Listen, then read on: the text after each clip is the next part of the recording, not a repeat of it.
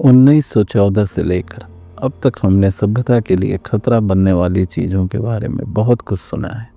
सबसे पहले पर्शिया का सैन्यवाद, फिर जर्मनी का खुला आक्रमण, फिर युद्ध का लंबा खींचना, फिर कुछ समय बाद वायसराय की संधि और फिर फ्रांसीसी सैन्यवाद। हालांकि सभ्यता ने इन दुश्मनों के संयुक्त हमले का शानदार ढंग से प्रतिरोध किया है, लेकिन अब सभ्यता के सामने जो खतरे हैं वे बाहरी खतरे नहीं हैं। यह वह खतरे हैं जो हमारे शरीर और संपत्ति के बजाय मन को खतरे में डालते हैं, जिसे हम तकनीकी रूप से आनंद या प्लेजर कहते हैं। हाँ, मैं उस आनंद की बात नहीं कर रहा हूँ जिसके लिए आपको बौद्धिक और शारीरिक मेहनत करनी पड़े।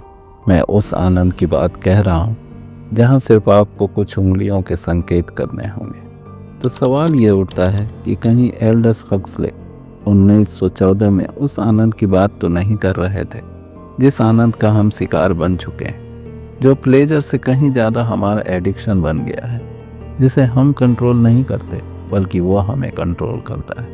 क्योंकि आपको ऐसा नहीं लगता कि प्लेजर हमारे लिए वह चीज़ बन गई है जिसे हम बिना भूख के खाए जा रहे हैं, जिस पर बिना खुशी के हंसे जा रहे हैं, जिसका बिना ज़रूरत के उपभोग करते जा रहे हैं। और आप माने या ना माने, यही क्रूर सत्य है कि हमारे दिमाग को ऐसे प्रोग्राम कर दिया गया है कि हम सिर्फ आनंद की तलाश में भागते रहें, लेकिन कभी उस तक पहुंच ना पाए। और यही है हक्सले की दुनिया, जहां पर लोगों को कंट्रोल करने के लिए उत्पीड़न की नहीं, प्लेजर की ज़रूरत पड़ेगी, ताकत की नहीं, डिस्ट्रैक्शन की ज़रूरत पड़ेगी। यह एक ऐसी दुनिया होगी जहां किताबों को बैन करने की ज़रूरत नहीं होगी, क्योंकि लोगों का खुद ब खुद इसमें इंटरेस्ट कम होता जाएगा। एक ऐसी दुनिया जहां सच्चाई को छुपाने की ज़रूरत नहीं होगी, क्योंकि सच्चाई को बेतुके तर्कों के पहाड़ों के नीचे दफन कर दिया गया होगा। एक ऐसी दुनिया जहां लोगों को कंट्रोल करने की ज़रूरत नहीं होगी, क्योंकि उन्हें अपनी ही गुलामी की लत पड़ गई होगी। इस दुनिया में चुटकियों में आपकी ख्वाहिशें पूरी होंगी, लेकिन संतुष्टि मिनटों में हवा हो जाएगी। जहाँ सब कुछ आपके सामने होगा, लेकिन शून्यता की चादर लपेटे हुए। जहाँ आनंद या प्लेजर इनाम नहीं होगा, बल्कि एक ड्रग है जिसको थोक के भाव से हर घंटे, हर मिनट और हर सेकंड हम कंज्यूम किए जा रहे हैं। जहाँ आप एक कंज्यूमर नहीं हैं, बल्कि एक एडिक्टर होंगे जो कि प्लेजर का गुलाम बन चुका होगा। अभी भी हो सकता है आपको लगे कि आप स्वतंत्र हैं। आपको यह भी लग सकता है कि आप जो कंज्यूम कर रहे हैं वो आपकी चॉइस है। तो फिर आपको संतुष्टि क्यों नहीं मिल रही है? तो फिर आपको भूख क्यों लगी हुई है? आपकी भूख क्यों नहीं शांत हो रही है? तो फिर असल में चुनाव कौन कर रहा है, जब हर विकल्प आपको फंसाने के लिए ही बनाया गया है? आप खुद महसूस कीजिए। आप किसी चीज़ को देखने के लिए चुनते हैं, आपका पूरा मोबाइल उस चुनी हुई चीज़ से रिलेटेड चीज़ों से भर जाता है। आप एक सामान खरीदना चाहते हैं, पूरी स्क्रीन वैसे ही कई सामान से भर जाती है, और इसका नतीजा यह होता है कि आप जो देखना चाहते हैं वह आप नहीं देख पाते, बल्कि वह देखते हैं जो आपको दिखाया जाता है। आप जो खरीदना चाहते हैं वह खरीद नहीं पाते, बल्कि वह खरीदते हैं जो आपको खरीदने पर मजबूर किया जाता है।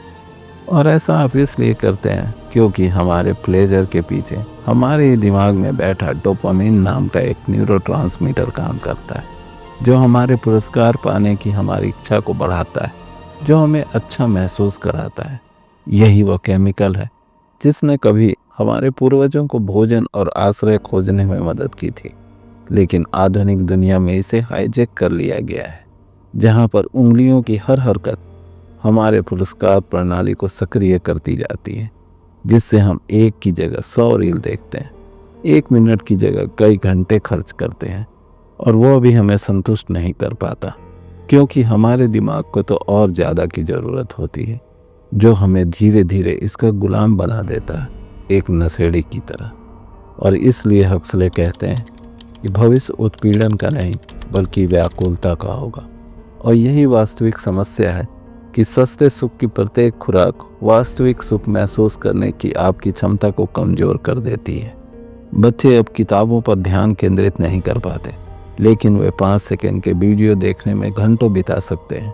वयस्क मौन का आनंद नहीं ले सकते, क्योंकि वे अर्थहीन शोर के साथ अपना रिश्ता बना लेते हैं, क्योंकि प्रयास तब उचित नहीं रह जाता जब तत्काल संतुष्टि सिर्फ एक क्लिक दूर हो, क्योंकि हमारी इमीडिएट प्लेजर की चाहत वास्तव में महत्वपूर्ण चीज़ों के लिए लड़ने की हमारी क्षमता को नष्ट कर देती है। और यही है प्लेजर की छुपी हुई कीमत, वैचारिक अपंगता और नशेड़ीपन, जो हमारी क्रिएटिविटी और क्यूरियोसिटी को लगभग समाप्त कर चुकी है, जिसने हमें वैचारिक तौर पर पंगु बना दिया है। लेकिन अब हम क्या करें? आखिर हम इस टेम्पटेशन या प्रलोभन को कैसे रोकें, या हम उस नशे से कैसे बाहर निकलें?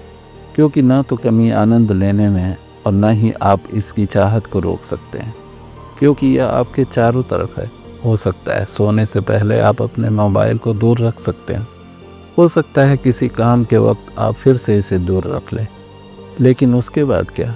एक बार फिर जैसे ही वह आपके हाथ में आएगी, आप फिर उस ड्रग को लेने के लिए आतुर हो जाएंगे। तो फिर आखिर आप क्या कर सकते हैं?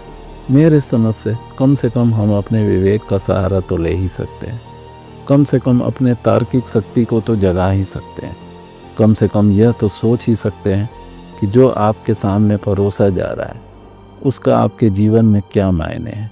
कम से कम आप इतना खोज तो सकते ही कि जो इन्फॉर्मेशन आपको दी जा रही वह सही है या गलत। और जब आप अपने विवेक की शून्यता को ज्ञान के प्रकाश से भरेंगे तो आपको खुद ब खुद ही एहसास हो जाएगा कि जो कंटेंट आपको परोसा जा रहा है उसमें से 99% आपके किसी काम का नहीं। हो सकता है आप भले ही अपने आप को कंज्यूम करने से ना रोक सकें, मगर इतना तो डिफरेंशिएट कर ही सकते हैं कि क्या सही है और क्या गलत, क्या आपके लिए अच्छा है और क्या बुरा। Thank you and best of luck.